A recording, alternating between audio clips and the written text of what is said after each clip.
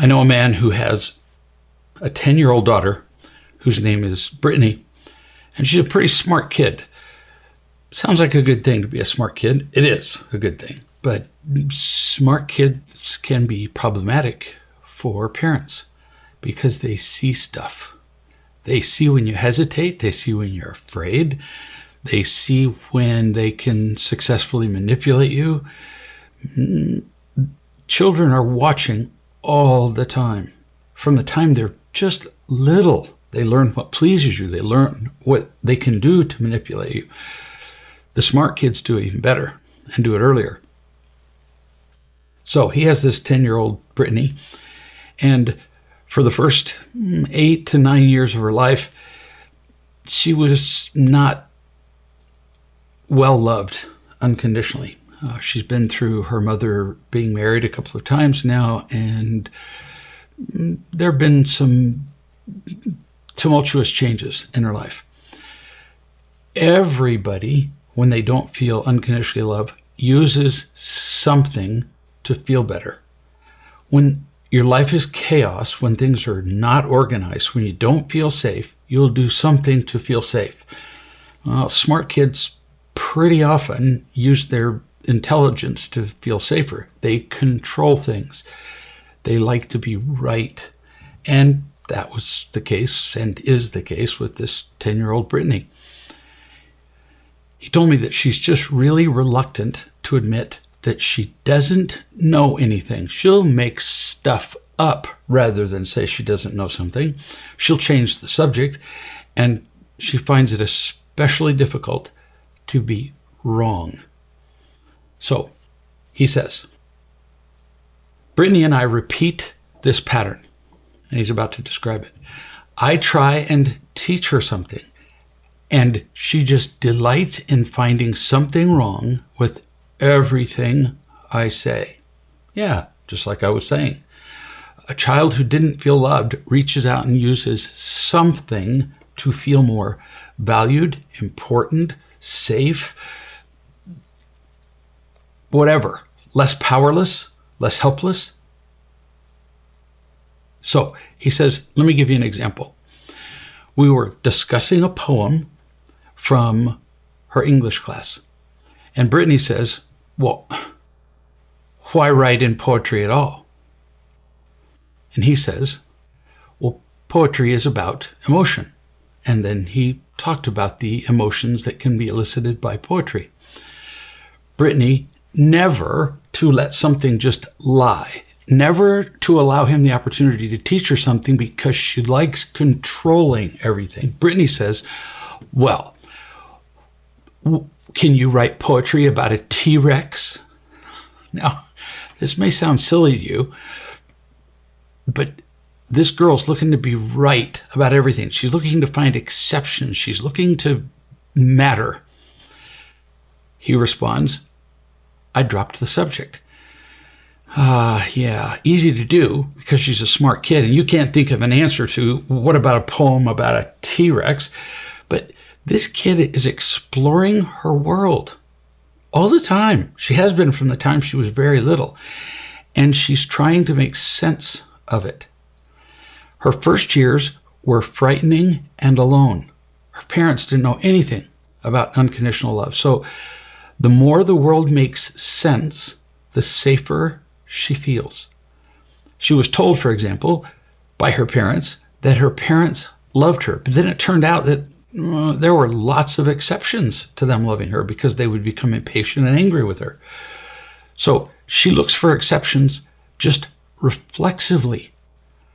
Exceptions to the rule of we love you hurt her. So now she looks for exceptions and grabs hold of them and controls them. She's triggered by things that don't make sense, like the love that she didn't get in her childhood, and she's trying to feel safe. But finding flaws and controlling things creates only a false sense of safety. So you're going to have to teach her some stuff to break this habit because it will kill her as an adult. People who walk around and just have to be right are miserable. They might be right all the time, but they look around and they're alone. And while she's trying to be right and be safe, she's also trying to connect with you. She's very clumsy at it. She doesn't know how to say, Dad, I would prefer just to feel loved by you instead of being right. She doesn't know how. So every time she speaks, there's a lot going on in this kid's head. Most of it unknown to her. So if she doesn't know what's going on, you kind of need to, since you're the parent. What could you say other than simply dropping the subject? You could say, now, I'm just going to give you some examples. I'm not telling you what to say. But some examples of when she says, well, what about poetry about a T-Rex? And I can just hear her tone of voice like, well, handle that. You might say, well, sure. You could write a real poem about a T-Rex and still make it excite your emotions. Still make it at least make it easier for you to explore your emotions. Poetry is designed to help us feel, even if it's a feeling of enlightenment as we experience a new perspective. It's up to us to find the feeling for ourselves, what our feelings are. If it's a simple recitation of facts, the size of the T-Rex, the weight, the stride, so on, that's just information. That's not an appeal to feeling, and therefore not a poem. So when you say a T-Rex lived X years ago and was X tall and weighed X amount, and the distance between its feet when it was running was X meters, not a poem. Interesting, but not a poem. You could have said that. That would be an illustration of how poetry would apply to a T-Rex. You could have said, let me think about that, and then get back to her, because maybe you were just stunned by what she said. I mean, how many people challenge the idea that you could write a poem about something? You might say, you tell me. See, she's challenging you. She's a bright kid. She wants you to go, okay, prove that you're worth listening to. That's what she's saying.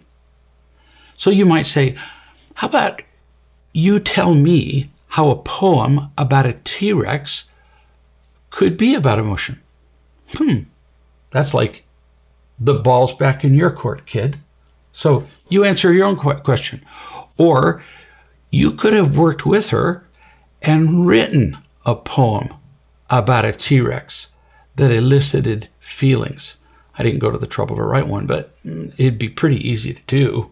You could do it in whatever meter you chose and make it about a T-Rex appearing on the scene, and you could make it so that it elicited considerable emotion. If a T-Rex appeared in my house, I would have a feeling about it.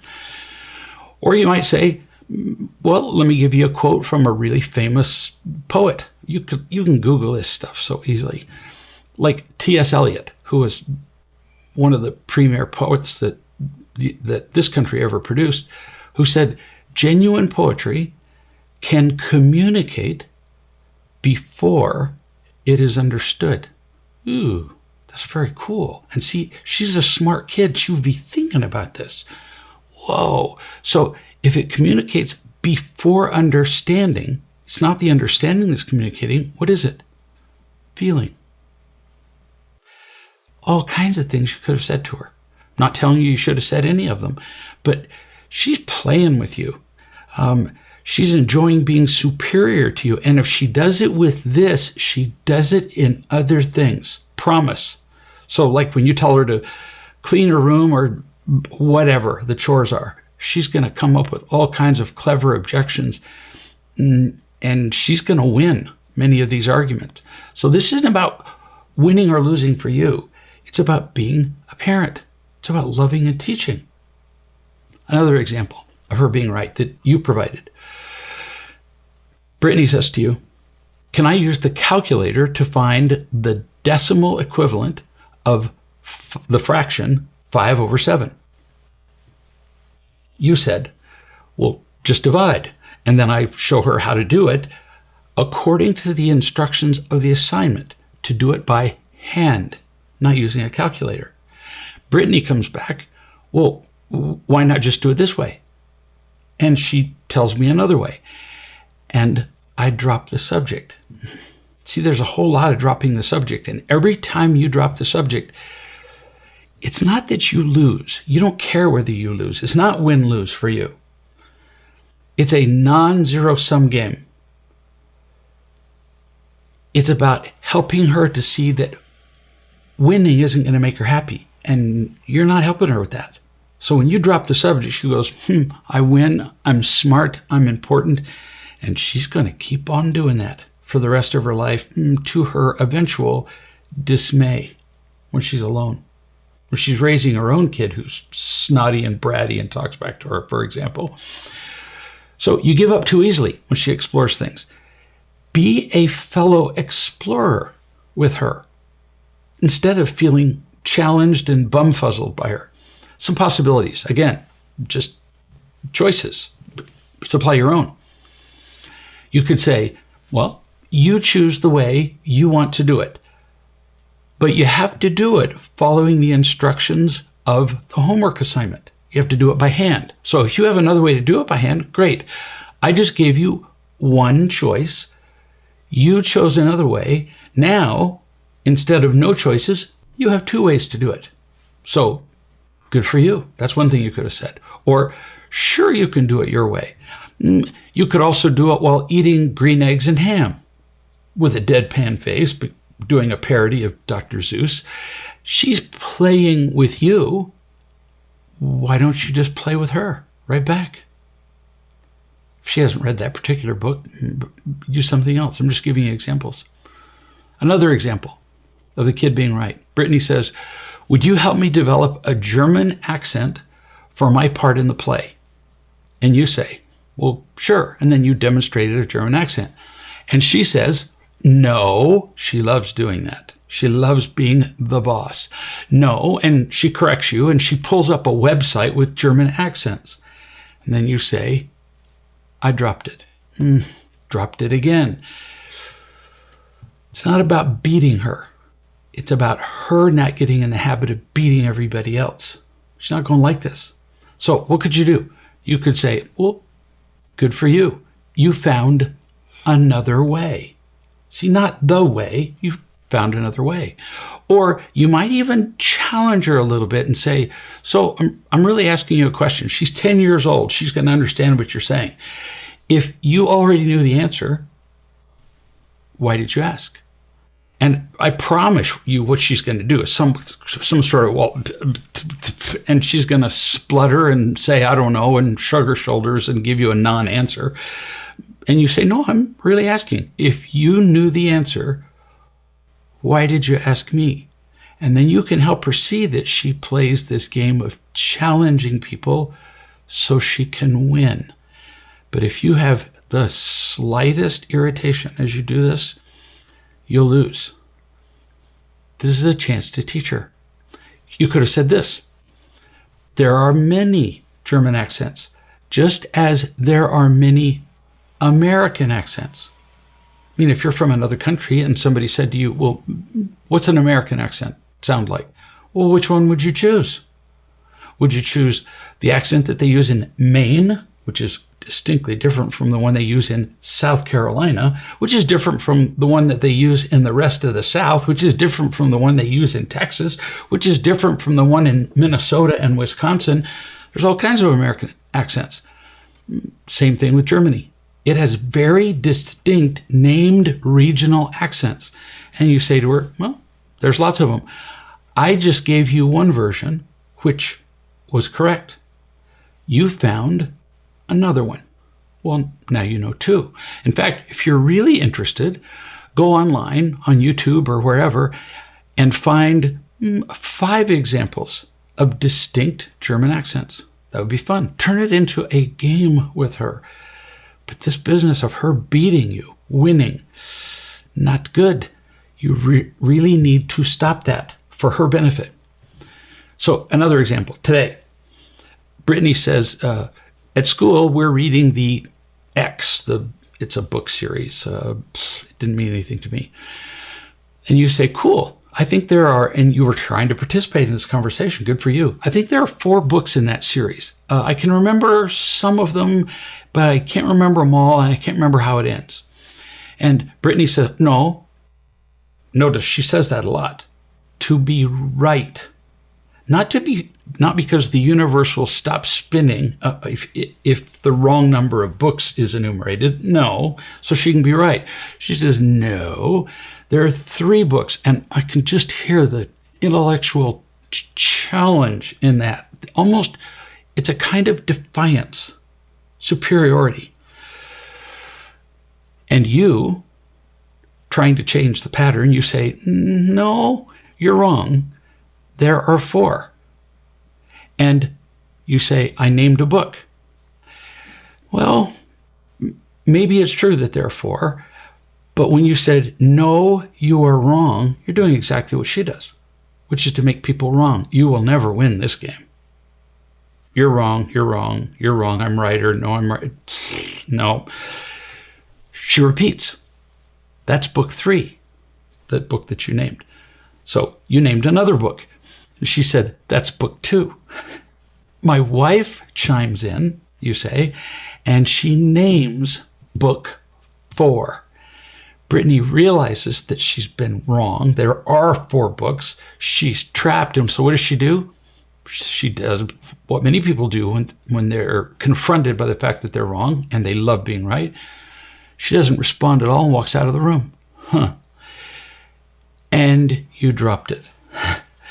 I get it.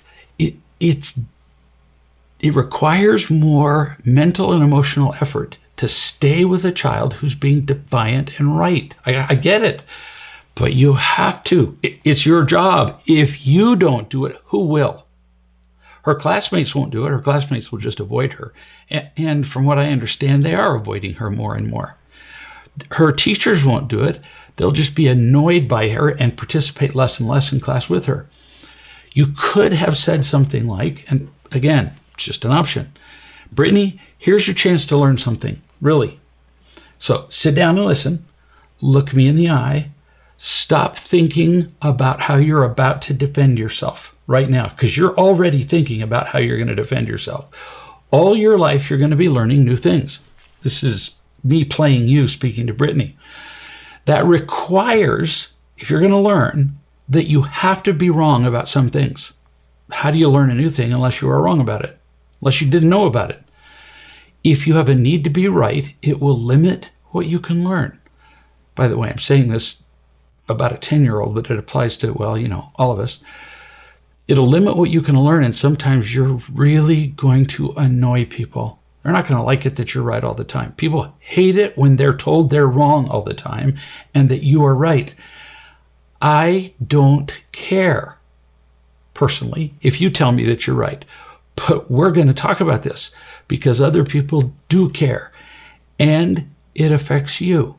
So we're going to sit here, right here, you and me, until you can admit that you are wrong about the number of books in that series. I don't care how many books are in the series. I don't care if it was 55 instead of 3. But we're going to sit here until you can admit that you're wrong happily, gladly, eagerly, willingly. Why? Because only after you admit that you're wrong do you learn that it doesn't kill you. It's not painful. In fact, you can feel more loved while you admit that you're wrong.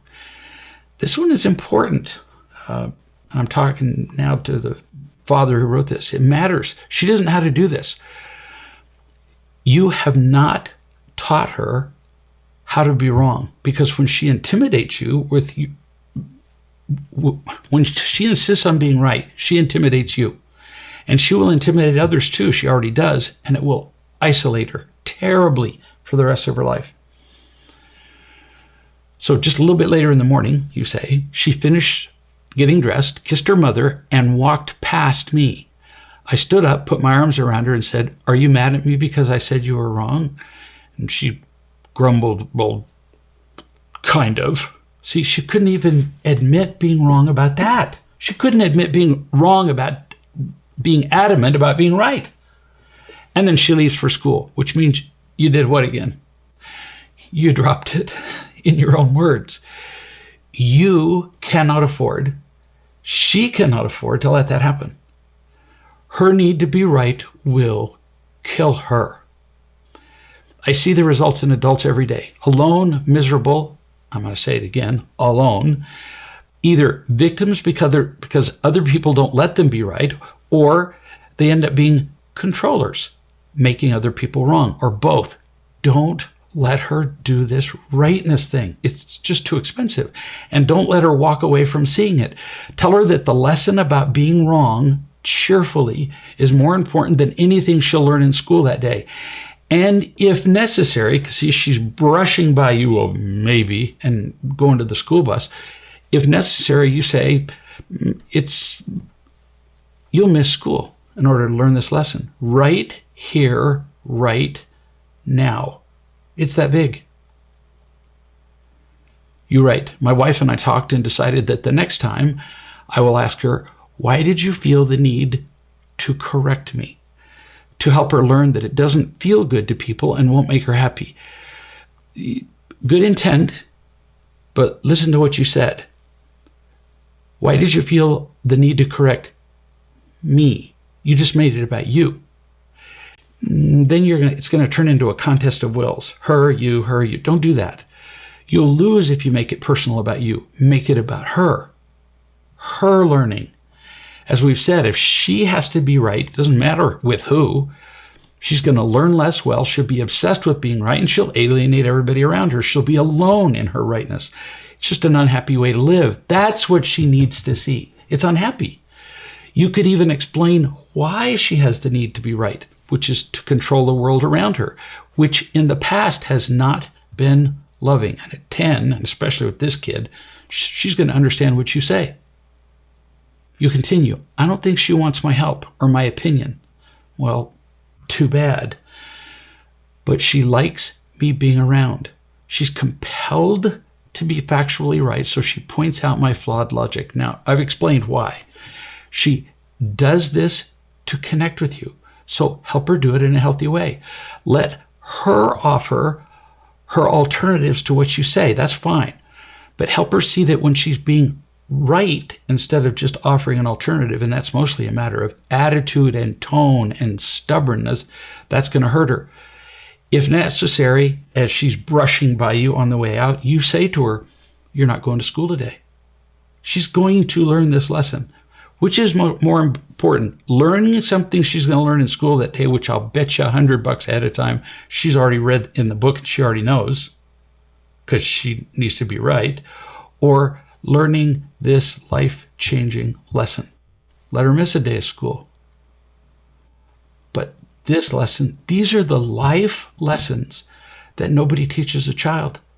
We teach them algebra and history and sociology and all that stuff, but we don't teach them life, all that stuff they're never going to use. We don't teach them life, which they're going to use every day. So they grow up to be adult cripples. The people that I see all day long, crippled emotionally and socially. Be the parent. Love and teach this child.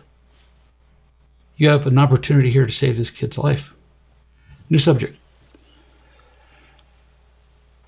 This person says, I get nervous when I'm in the spotlight, like singing or speaking or playing the piano.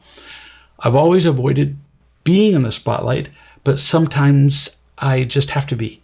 And every time I'm nervous.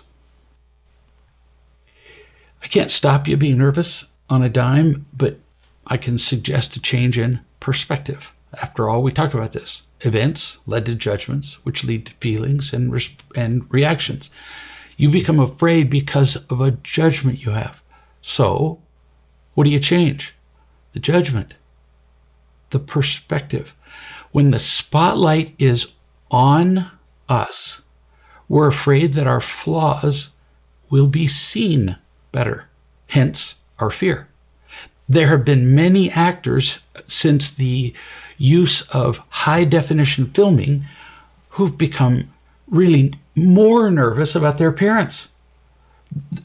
Think about the first time you saw high-definition television next to a regular one. Holy smokes, you can see every pore in somebody's face. You can see every blemish. You can see every blade of stubble. Never heard what the singular is for stubble. Hair. I'm going to go with blade. Every blade of stubble if a guy missed it when he was shaving. And they were nervous about that because everybody could see them better. And that's what happens when you perform. Consider seeing it different. Instead of thinking of being in the spotlight, look for opportunities to be yourself and be the light. Who you are will light up the world for some people. That's not a small thing. Other people won't notice your light at all, but you don't care about that because you can't have a positive effect on everybody. That's about their ability to see, not about the light you offer. So instead of feeling like you're being lit up, light up the world with being you. New subject. I know a man who got a new job. He works in a scientific field, and he's constantly worried about the opinion of his coworkers, his boss, and other people just all the time. And we've talked about this subject many times. Worry is not a step. What if you worry beforehand about every calculation that you do in the scientific field? You'd be paralyzed. You wouldn't get a single thing done all day long.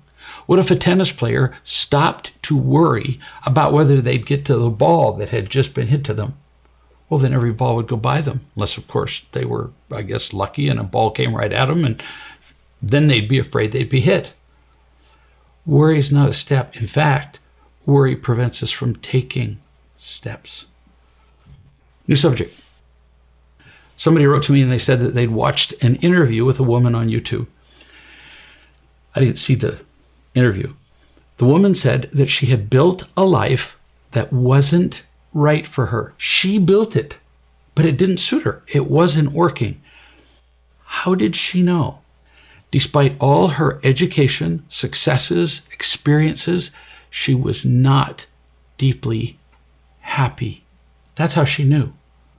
She said, people don't talk about the courage you need to be happy. The courage required. I had to get the courage to break down everything I had built and build something new. Oh, that's a great quote. It's true for, well, pretty much all of us. For most of us, our lives were built by what we were taught by other people and built in defense of our fears. That's not who we are, and it ends up not suiting us. If we're unhappy, it's almost certainly because everything we learned to that point doesn't work. What's the solution? Start over, as this woman suggested. Break it all down, let it go, and begin again with the truth as a foundation and love in the mix. New subject. This is from a woman, Sarah, who heads up a volunteer organization that takes food to the elderly.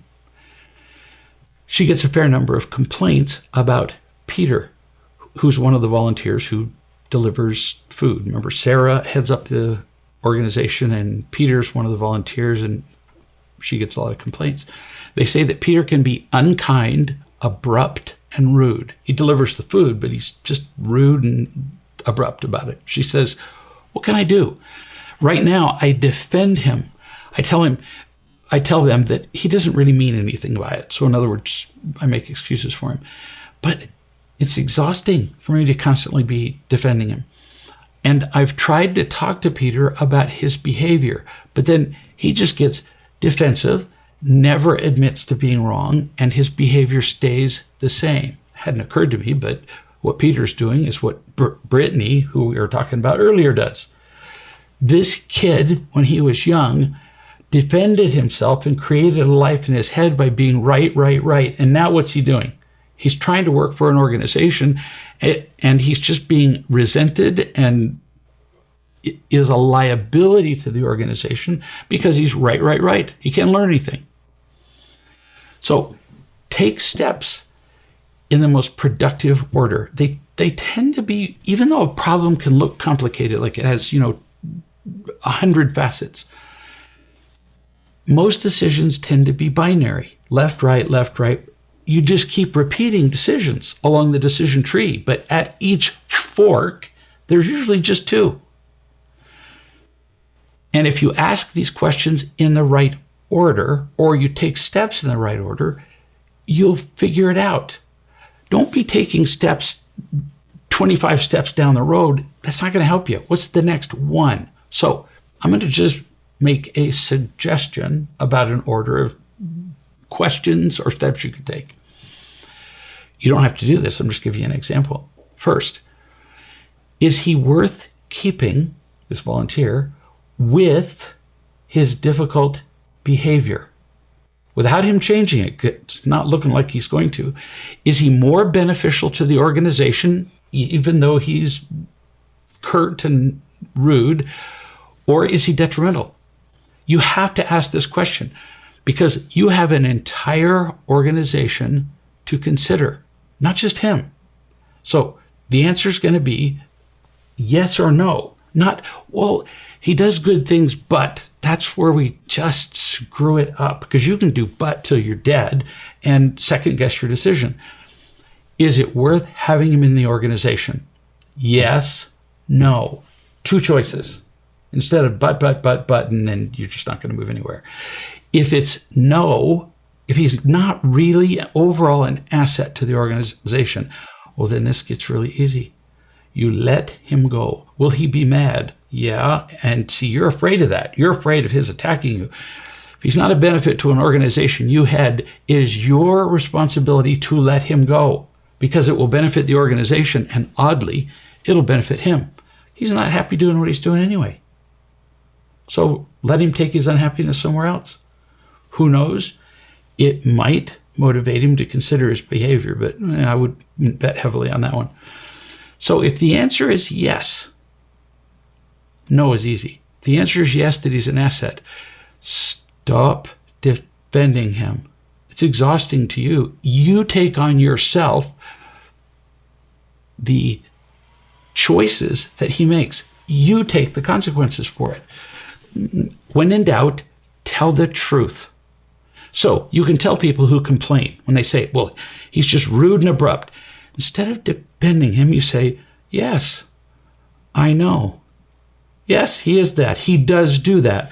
I've talked to him about it, and we're working on it. And that's all you say. And then if they go, well, but he did this, and you go, you repeat the same thing. I know. I got it. I know he's like that. We're doing what we can do, even if it's, well, nothing. You could tell him ahead of time that you will be telling people this. Don't let it come back to him secondhand that you've been talking about him. You tell him ahead of time, you know that you're short and rude with people because we've talked about it before. And I've been defending you and it's exhausting me. So from now on, here's what I'm going to tell people. Yes, you're right. He does that and we're working on it. So it's out in the clear for everybody, isn't it? Nobody's hiding. Nobody's having a secret. Nobody is resentful. We've decided to live with it. If your answer is yes, that he's an asset. If he can't live with you being honest and saying this about him, then he'll have a pitch a fit and he'll let himself go. We're winning at every turn here, in case you hadn't noticed. If he can take it, then you'll have the guy that you have now. You're already living with it. He might be kinder, but you won't be living with the burden of defending him and exhausting yourself. See how easy this gets? Just one step after another. And come on, anybody who's working for your organization is going to have some habits, some characteristics that are not entirely desirable. You decide what you're willing to live with. New subject. I know a woman who's married to a man, Mark, who can be pretty selfish.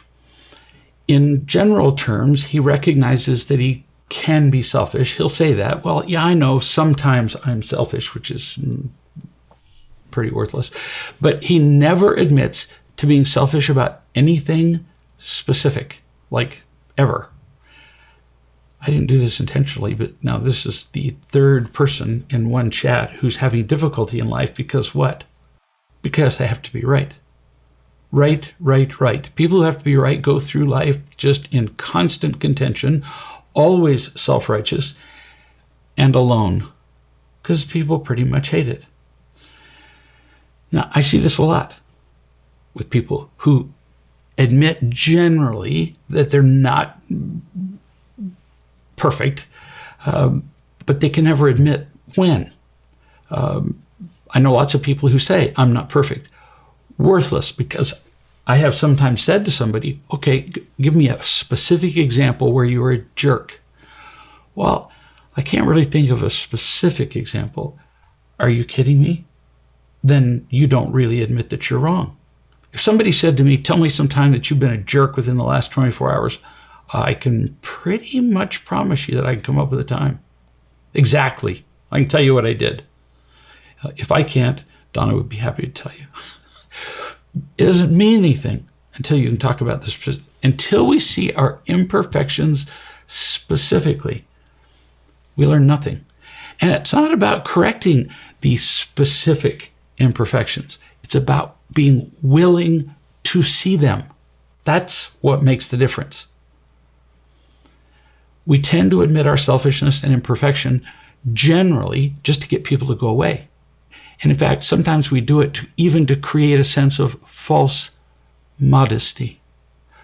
Playing the piano. Oh, you played that so beautifully. Well, I made a couple of mistakes. I've even tried that little trick myself, but I've watched pianists and other performers say that, well, it wasn't perfect, which communicates this message. Well, it was pretty close to perfect. And in addition, I'm really humble and, about the whole thing. So we were talking about this woman, and she asked me what she could do about this situation with the husband who was never wrong. This is just an idea, something you could do. When he says he's selfish, you could say, I'm not telling you should, Mark, yeah, sometimes you really can be selfish. That alone is not a problem. Everybody's selfish from time to time. It's kind of a human reflex to take care of ourselves. The problem comes when you're unwilling to hear me or anybody else tell you when you're being selfish. You defend yourself every time and isolate yourself, and then nobody can talk to you, because recognizing the pattern, overall selfishness, is minimally helpful, but nothing changes until you can see it in the moment. Until you do, you'll never really have a reason to change it. And I'm not trying to make you feel bad. The only reason to deal with the selfishness is that while you can't connect to anybody loving you, including me. That's just an example of something you could say to him. I am not telling you it's going to work. Now, with the 10-year-old we talked about earlier, it's going to work. Because if the parents have any kind of guts and they keep the kid home from school or whatever till she learns this lesson, and they're persistent, consistent, and kind, they'll change her life. When you're talking about a spouse who's 45, yeah, that's a harder thing, and you don't have the additional tools of saying, you're going to sit right here until you freely admit that you're wrong, and if you have to miss work, too bad. I don't know very many spouses who would find that an instructional opportunity. All growth begins with recognition of mistakes. New subject. This is from a mother. She said, I decided to start reading the dating book with my daughter, 15 years old, during our family vacation. Her friend, Sonia, was with us. The first day, we invited Sonia to join us with reading the book, and she was an active participant with very pertinent questions and comments. I could see that she was quite opinionated for a 15-year-old kid, and that was fun. This is lovely, what you're doing. Whoever teaches and loves 15-year-old kids? We might praise them, when they do something well because it makes us feel good about ourselves. We criticize them when they make mistakes, but just simply love and teach them about living, teach them about what dating is like or what it can be like so that it can be more productive for them. Teach them life, happiness, relationships. Nobody does that, which is tragic. There's no life course. It's abominable. Plenty of geometry courses are taught in college and high school, but no life courses. Instead, we lecture them, nag them, tell them what to do about minor things, tell them what not to do, but teach them life? Nah. And here you are teaching your child and her friend. I'm kind of blown away by that. So the next day, you continue, Sonia decided not to join us. So for the rest of the week, she would just sit quietly with her phone while my daughter and I would read from the dating book and discuss it. Today, I asked my daughter to give me a summary of what she'd read. And just then, out of the blue, her friend Sonia started speaking and summarized it all. She did a great job. Now, this is a good lesson about what kids are like. Well, many adults too. They hate to be told what to do because they've been controlled from the time they were born. Do this, put on this, I'm going to stick this in your ear or your nose or up your butt to check your temperature. I mean, they're ordered around all of their lives. So eventually they hate to be told what to do, but they're listening all the time and they're just waiting for somebody to say something that's important. Often parents will say to me, my child just doesn't listen to me. And I'm going, do you ever say anything worth listening to? Really? Well, parents don't usually like that question. No, most parents pick at little stupid stuff instead of teaching them life. They want to learn. They're innately curious. Mostly we just make learning unpleasant enough that they resist us. You continue. We also had a very thought-provoking conversation about men and boys having expectations about women regarding their looks and why. Sonia made it clear that she had been listening all of the previous days of the week because she chimed in appropriately about every subject. Our kids really want to learn how to live happier. They're dying to, and we're not teaching them. Instead, we're lecturing them about stupid stuff like the garbage. Now, yeah, they need to learn the garbage, but they need to learn why. It's the why. They need to learn what it's like to feel loved and how you do that. How you become loving and how that feels. How to be responsible and why does that matter? Because all that adds up to happy, which they can see just by looking. Their friends aren't. One day, one of my daughters said, well, because I told her she couldn't hang out with this certain group of friends. She said, well, but I don't understand. I said, bring me one of your friends, just one, any of them, who can talk with me and convince me even a little bit that she's happy. And my daughter went and walked away. She knew she couldn't. That was the why she couldn't spend time with them. You continue. I told my daughter that if she walked the beach, it would be very likely that boys would approach her because she's going to be dressed in beachwear, which is typically skimpy, and boys are attracted to semi-naked 15-year-old girls. Those of you who didn't know that, I know, shocking, but they are. My daughter didn't believe what I just said, but sure enough, she went out walking on the beach, and a kid just became attached to her. He looks significantly older than she is, and she told me that she was feeling a bit intimidated by his interest in her. Older boys love younger girls. The girls admire their experience. Now, mind you, this is an 18-year-old kid who doesn't know spit, but to a 15-year-old girl, he looks pretty experienced. They feel flattered by the attention of the older boy, and the boys like all this attention and praise.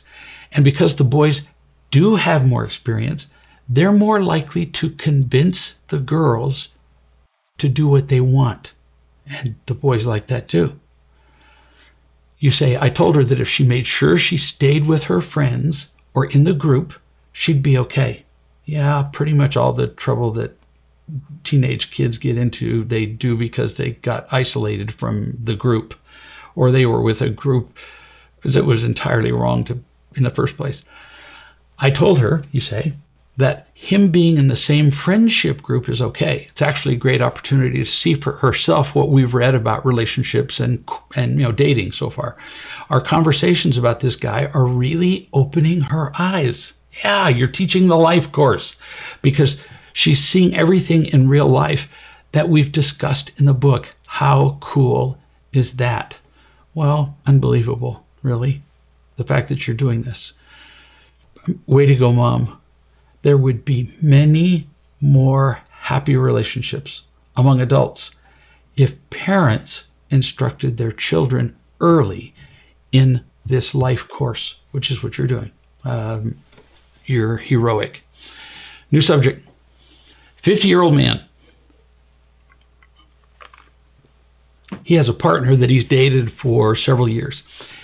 And her pattern is that she kind of fits him in when there's absolutely nothing else for her to do. So where does he come in the priority list? 17. She puts her children first, and her mother, and her cousins, and her church meetings, and, everything. And if she has absolutely nothing to do, then she spends time with him. She will not allow her time to be controlled by anybody. And yet, that's what she says. And yet she allows everybody to control her time using guilt, obligation, and so on. So her friends and her children and her mother and her cousins actually do control her. But she talks about hating to be controlled, but then she doesn't hesitate to control him. So she criticizes the fact that he reads self-development stuff, Real Love being an example, that he likes to learn how to do woodworking and so on. Then she criticizes him that he's not Christian enough. So it's an example of one-way controlling. She gets to control him, and he doesn't get to control a single thing she does ever. She avoids any conversation about real love, which of course she has the right to do. I mean, he doesn't have the right to push this on her, but it's the only thing he knows of to bring them closer together, because just left to her own devices, she has no clue what an intimate relationship is like. She runs from everything. She has no plan. So I talked to him one day and I said, do you realize how afraid you are of her? In fact, do you even realize that you're afraid of her? And he said, no, I don't think I'm afraid. Well, I'll help you then. You are afraid of her. You listen to her excuses about why she can't spend time with you ever, and you believe them. She won't spend time with you if it interferes with anything, and she won't spend time with you even if it would create a more loving relationship with you, like learning anything about unconditional love. You are just dead last in her priorities. And she won't learn the one thing that would raise you in the priorities so the two of you could be partners. If she puts everything else first and you're number 17, kind of by definition, right? At 17, you can't be partners. You can just be, a footnote in her life. And you're afraid to push it because you don't want to lose her approval and her companionship. He said, well, I can see some of what you're talking about. I said, you don't have a real relationship anyway with her. You're just a toy she plays with whenever she has nothing else to do. He paused for a long time and said, I never really saw it like that, but I guess that's true. So he simply told her what his idea of a real partnership was. He didn't tell her what to do. He just said, here's my concept of a real partnership, that two people make decisions about because they've talked about being partners. It's not like she's just said, yeah, he's just a guy I know. She refers to him as her boyfriend, her partner. And he said, my idea of a partnership is that two people make decisions about their time and activities together. instead of each person making unilateral decisions and failing to include the other. As soon as he told her what his concept of a relationship was, she was gone. She disappeared. She just cut it off and didn't see him again. He is now much happier single than being sort of in a relationship. This is something that we all need to learn. Single people just pound this song to death. I would be happy if I had a partner. That's all single people talk about, almost. General, not every single person. And married people tend to pound on the song, if only I was single, I'd be happy. So turns out it isn't about being single or being in a relationship. It's about learning to feel loved yourself first. It's about being loving. It's about being responsible. It's about being happy yourself, and then bringing that to a relationship where your partner has those kinds of qualities, or at least desires. And now you have the possibility of a genuinely fulfilling partnership. That's worth it. We'll see you in a week.